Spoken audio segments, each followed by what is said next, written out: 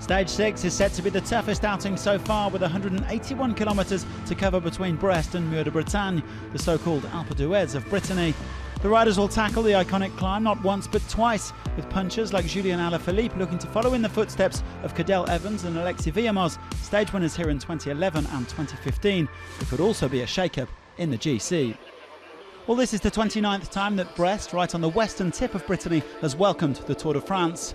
5 men in the day's breakaway, including local rider Laurent Pichon, Fortunato Samsic. All 4 wildcard teams in the group. Direct Energy, as usual, with Damien Gaudin and Fabien Grelier. Anthony Turgis in there as well for Cofidis. And the only non-Frenchman, Dion Smith of Wanty Group Gobert, the Kiwi looking to reclaim his polka dot jersey from Tom Skewans.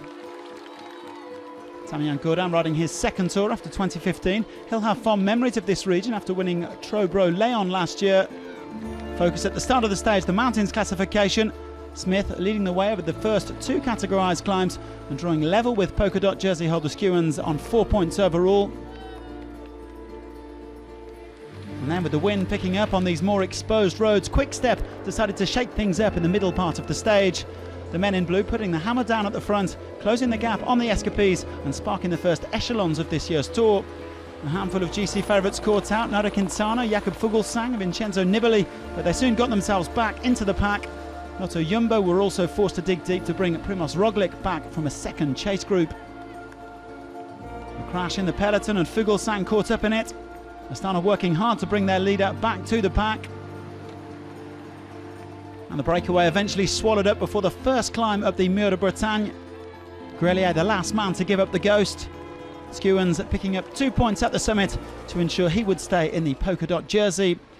Jack Bauer's late attack coming to nothing as the favourites unleashed on the second climb. Dan Martin going for it with just over a kilometre to go. Romain Bardet and Tom Dumoulin, the day's losers. 31 seconds for the Frenchman and over a minute for the Dutchman, penalised for following his team car. But Martin wouldn't be caught in spite of Pierre Latour's best efforts. The Irishman mastering the Mûr-de-Bretagne, taking just his second stage win at the Tour de France. Well, 5 years after his triumph at Bagnères de Bigorre, Martin back on top of the winner's podium after that sensational attack. The victory will taste even sweeter after his injury problems last year. He fractured 2 vertebrae in a nasty crash on stage 9, but still came 6th overall. The UAE Team Emirates leader will be one to keep an eye on when we get to the mountains. To be honest, my first thought is that I really hope my wife hasn't just gone into labour.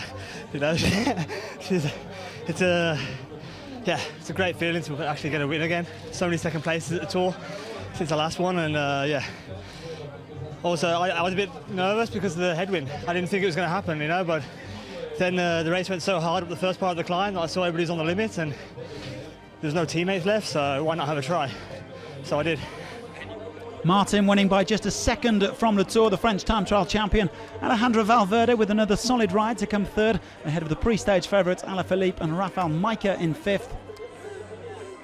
Greg van Avermaet will enjoy a 4th day in yellow after he crossed the line in the group 3 seconds behind Martin. Geraint Thomas moves up to 2nd ahead of TJ van Garderen, followed by 3 quick-step riders, Alaphilippe, Gilbert and Jungels. Defending champion Chris Froome is just over a minute back. On Friday, the peloton will tackle the longest stage of this year's Tour between Fougères and Chartres. 231 kilometres to cover, so it'll be vital for the riders to manage their energy. The wind could also be a factor, but it's expected to be one for the pure sprinters. When the Tour last came this way in 2004, Stuart O'Grady won from a breakaway, while 25-year-old Tomo Verkler seized the yellow jersey and held on to it for 10 days. The local supporters would certainly enjoy a repeat performance of that. Thanks for watching. Join us again on Friday.